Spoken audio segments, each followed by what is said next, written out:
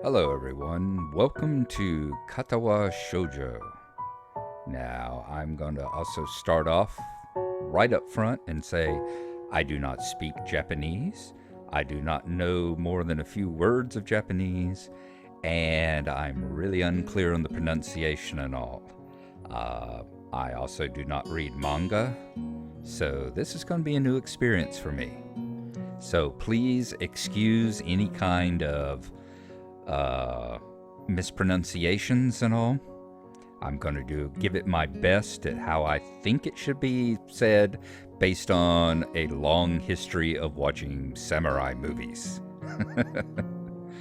Anyway, we have Katawa Shoujo. This is the first visual novel that I have ever played through. I have done a few of the dating sims and that sort of thing. I think they call them erojis now.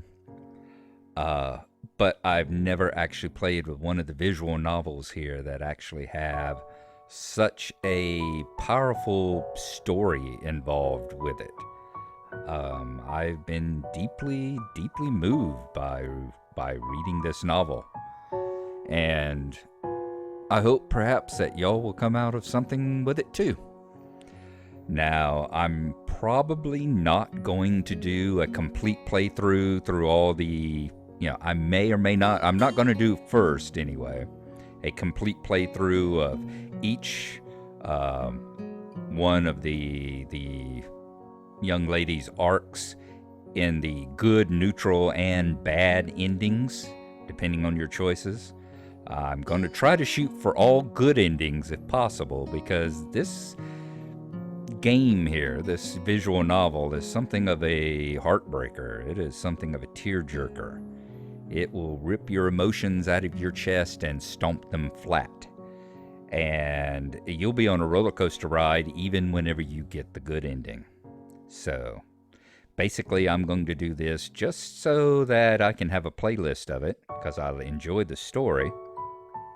But that way I can just sit the playlist down and set it going, and not have to sit there and click the buttons and make choices and all the time, and try to remember what the choices are. There are a number of playthroughs of this. It came out, I think 3 years ago. I think it came out in 2012 is when this came out. It was a 4chan production, 4-leaf. It was a group of people from 4chan that kind of got together and created it. There are a number of playthroughs that you can find around if you want to look at all the various endings, get on it before, watch it long before I'm going to complete it. I have watched parts of a few of them, and let's just say my tastes run a little different. It's like watching, let's say, PewDiePie's game channel, and that there's an audience out there for him, and more power to him. There's an audience out there for Adam Sandler movies. There's an audience out there for the Jackass TV show and the Keeping Up with the Kardashians. But it's not my particular taste.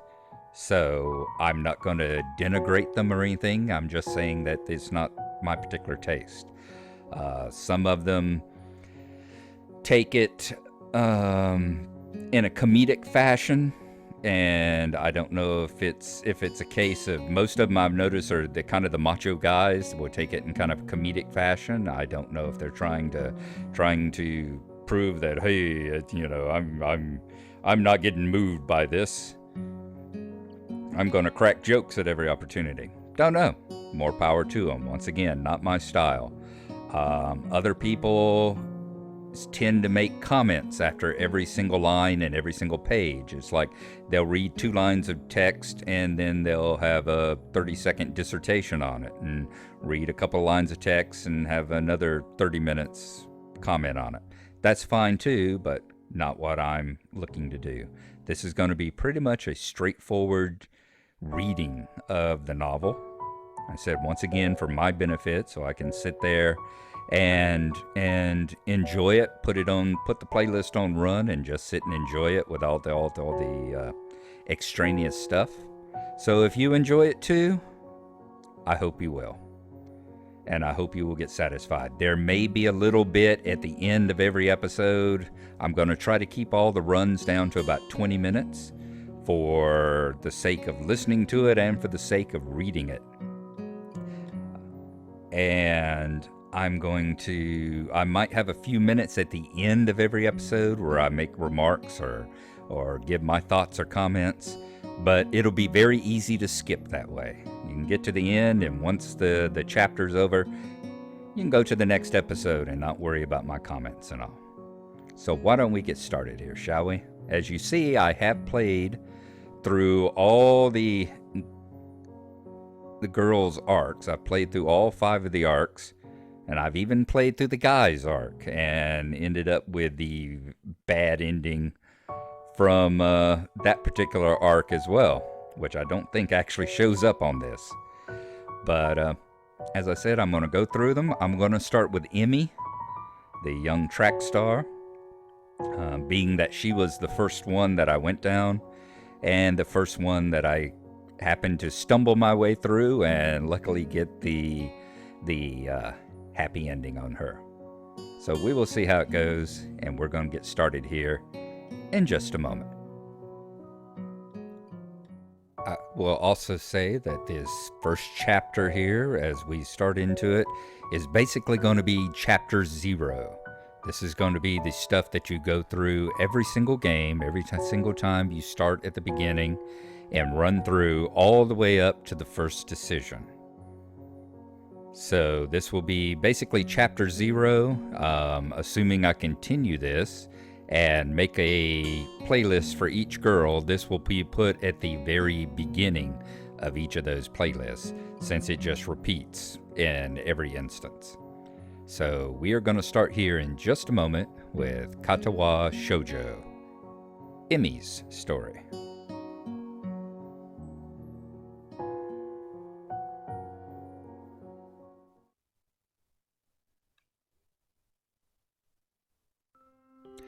A light breeze causes the naked branches overhead to rattle like wooden wind chimes. This is a poplar retreat for couples in the summer.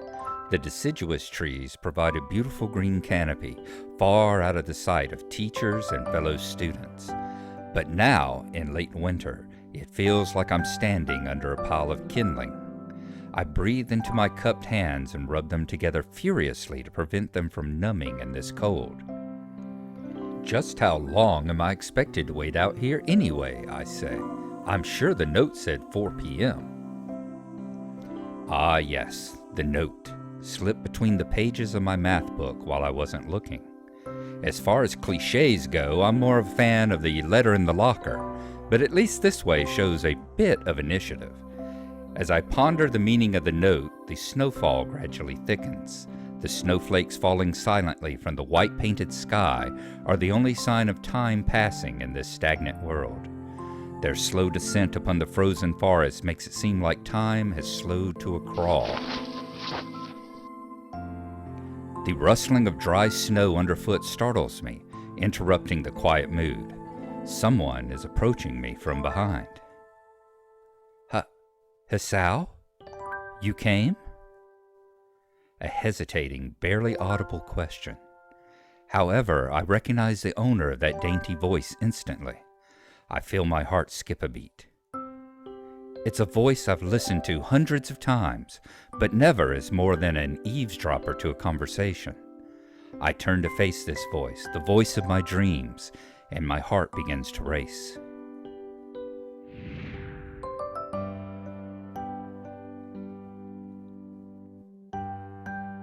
Iwanako? I got a note telling me to wait here. It was yours? Damn it! I spent all afternoon trying to come up with a good line, and that was the result. Pathetic. Iwanako states, yes. I asked a friend to give you that note. I'm so glad you got it. A shy, joyous smile that makes me so tense I couldn't move a single muscle, even if I tried.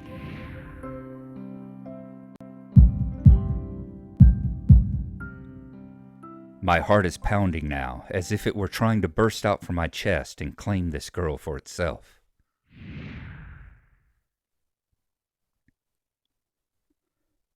So, I say, here we are, out in the cold. Once again, the wind stirs up the branches. The cacophonous noise is music to my ears. Iwanako flinches ever so softly against the gust of wind. As it passes, she rights herself, as if supported by some new confidence.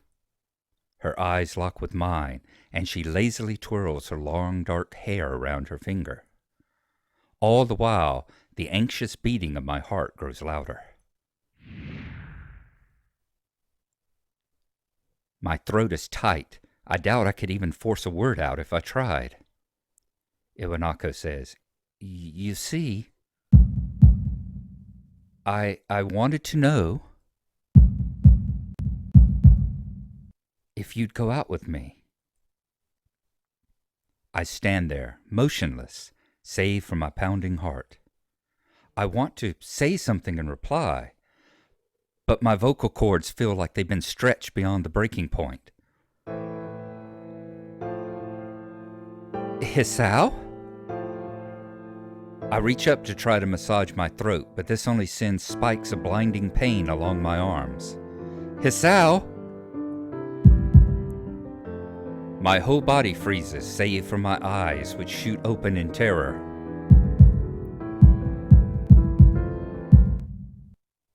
Hisao!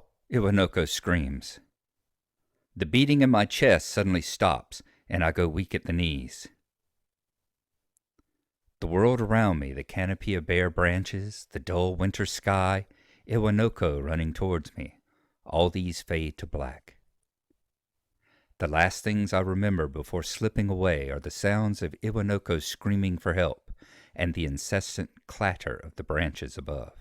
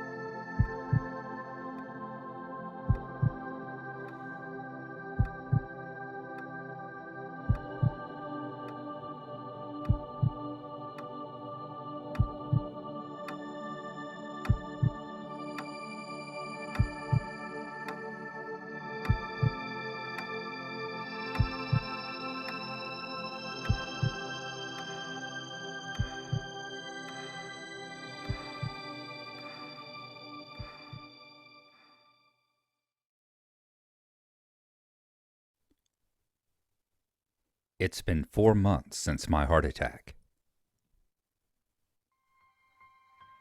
In that whole time, I can probably count the times I've left this hospital room unsupervised on one hand. 4 months is a pretty long time when you've left alone with your thoughts, so I've had plenty of time to come to terms with my situation. Arrhythmia.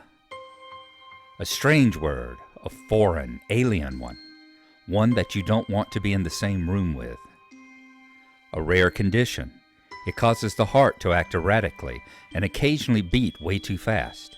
It can be fatal. Apparently, I've had it for a long time. They said it was a miracle that I was able to go on so long without anything happening. Is that really a miracle? I guess it was supposed to make me feel better, more appreciative of my life. It really didn't do anything to cheer me up. My parents, I think, were hit harder by the news than I was. They practically had 2 hemorrhages apiece. I had already had a full day by then to digest everything. To them, it was all fresh. They were even willing to sell our house in order to pay for a cure. Of course, there isn't a cure. Because of the late discovery of this condition, I've had to stay at the hospital to recuperate from the treatments. When I was first admitted, it felt as if I was missed. For about a week, my room in the ward was full of flowers, balloons, and cards. But the visitors soon dwindled, and all the get-well gifts began trickling down to nothing shortly after. I realized that the only reason I'd gotten so many cards and flowers was because sending me their sympathy had been turned into a class project. Maybe some people were genuinely concerned, but I doubt it. Even in the beginning, I barely had visitors. By the end of the first month, only my parents came by on a regular basis. Iwanoko was the last to stop visiting. After 6 weeks, I never saw her again. We never had that much to talk about when she visited anyway. We didn't touch the subject that was between us on that snowy day ever again. The hospital? It's not really a place I'd like to live in. The doctors and nurses feel so impersonal and faceless. I guess it's because they are in a hurry and they have a million other patients waiting for them, but it makes me feel uncomfortable. For the first month or so, I asked the head cardiologist every time I saw him for a rough estimate of when I'd be able to leave. He never answered anything in a straightforward way, but told me to wait and see if the treatment and surgeries worked.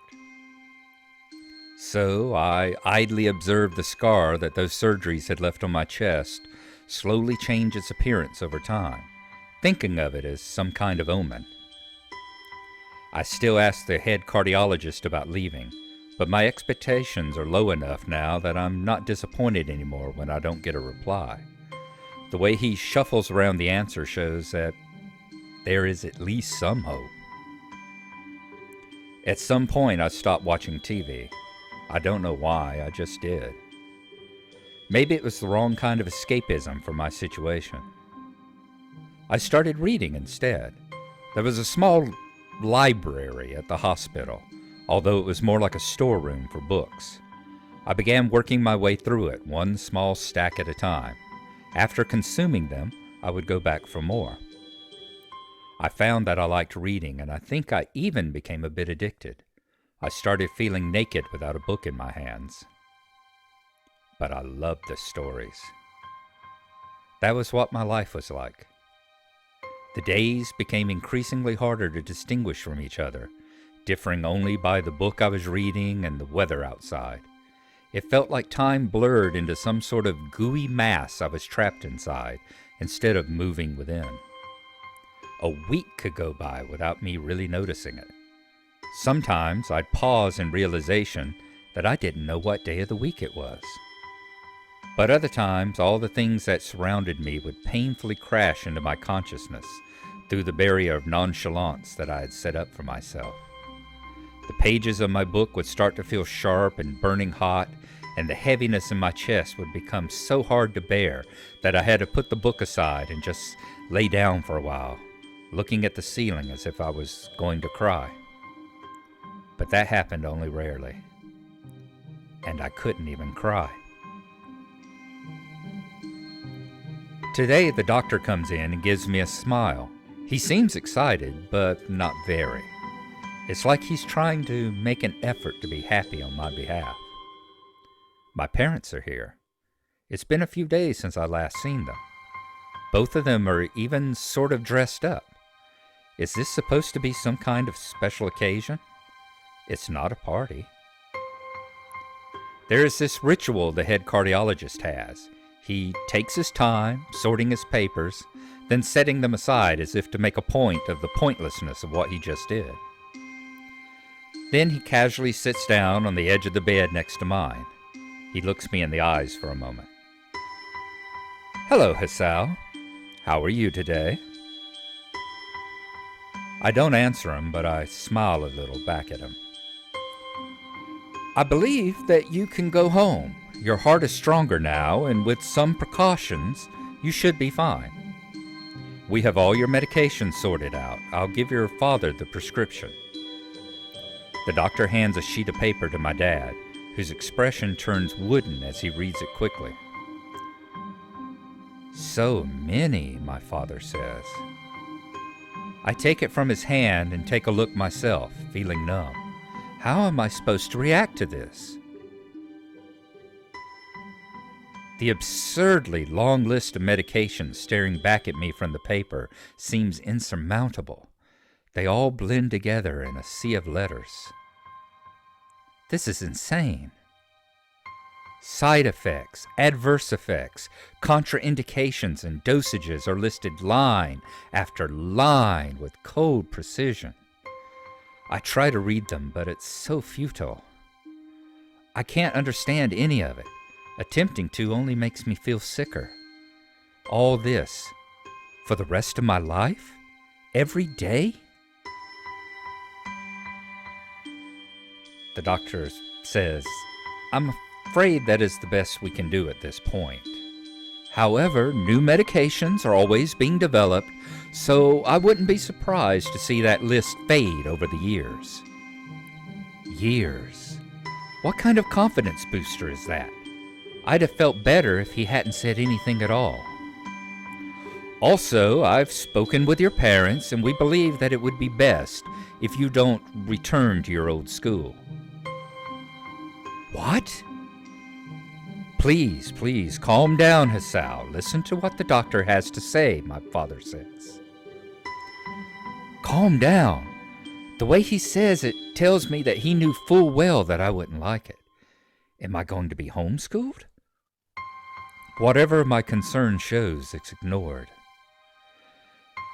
The doctor continues. We all understand that your education is paramount. However, I don't think that it's wise for you to be without supervision. At least not until we're sure that your medication is suitable. So I've spoken to your parents about a transfer.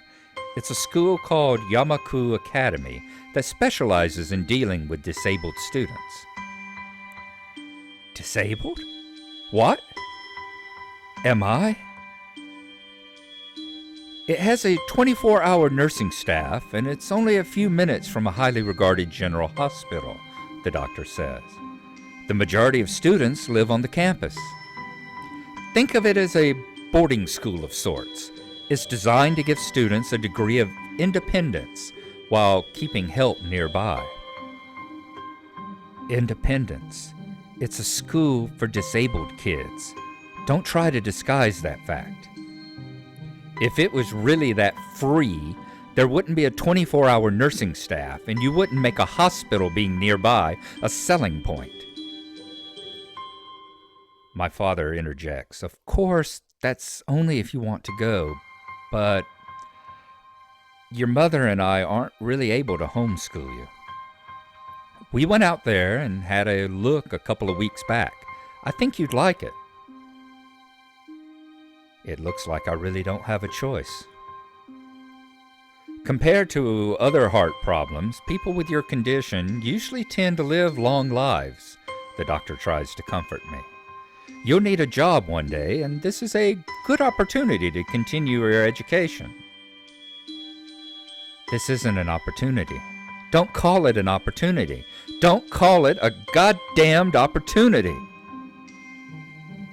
Well, you should be excited at the chance to go back to school. I remember you wanted to return to school, and while it's not the same one, a special school, that's an insult. That is what I want to say. It's a step down.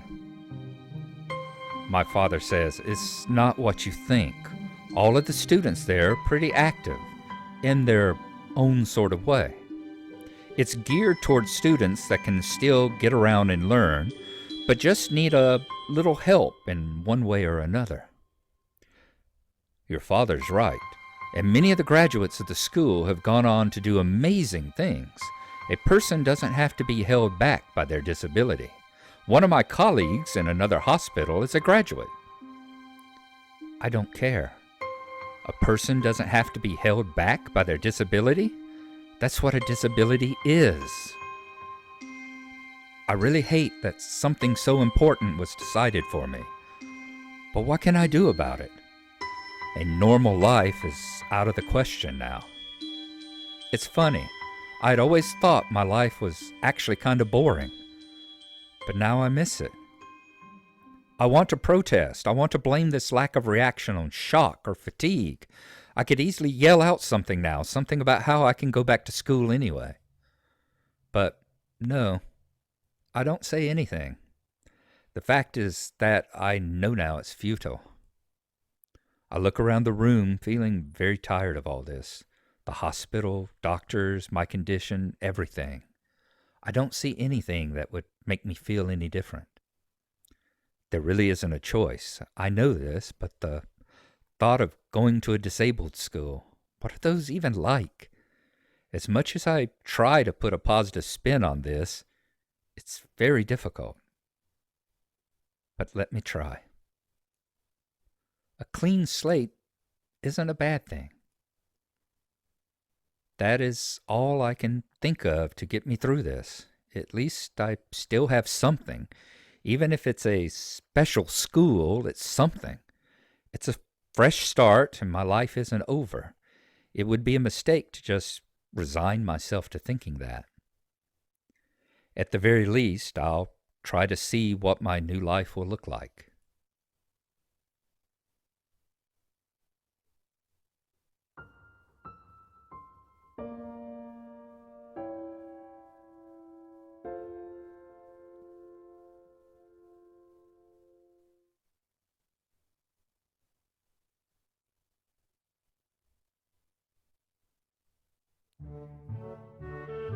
The gate looked far too pompous for what it was. In fact, gates in general seem to do that, but this one especially so. Red bricks, black wrought iron, and gray plaster, assembled into a whole that didn't feel welcoming at all. I wondered if it looked like what a gate for a school should look like, but couldn't really decide. Probably no. Of course, I didn't want to get stuck on thinking about the gate for too long, so I entered through it with a brisk pace that felt surprisingly good. Moving forward feels good. So I walked toward the main building of Yamaku Academy with this brisk pace. I'm alone, as my parents are taking my stuff to the dorms, and there's supposed to be someone waiting for me. The grounds are incredibly lush, filled with green. It doesn't feel like the kind of grounds a school would have, more like a park, with a clean walkway going past trees and the smell of fresh-cut grass and all other park-like things. Words like clean and hygienic pop into my mind. It makes me shudder. I shake them off. Stay open-minded now. It's your new life. You have to take it as it comes. That's what I tell myself. A few big buildings loom behind the leafy canopies, too big and too many for just a school. Everything seems off. It's different from what I thought I knew about schools. It's an uncanny valley. Even though I was told this is my new school, in the back of my head it doesn't feel like one. I wonder if the feeling is real or caused by my expectations of a school for the disabled. Speaking of that, I don't see anyone else here. It's kind of eerie. It makes me wish that there was somebody here so I could anchor myself to something tangible instead of having this feeling that I stepped into another dimension. The trees hum with the wind and the green hues flashing all around me catch my attention. It makes me think about hospitals again, how they say that the operating rooms are painted green because green is a calming color. So why am I feeling so anxious despite all this greenery?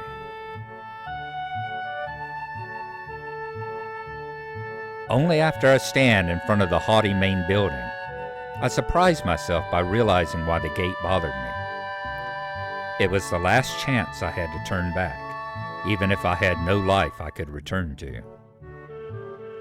But still, after entering, there was absolutely no way I could go back anymore. Feeling nervous and with this realization set in my head, I opened the front door.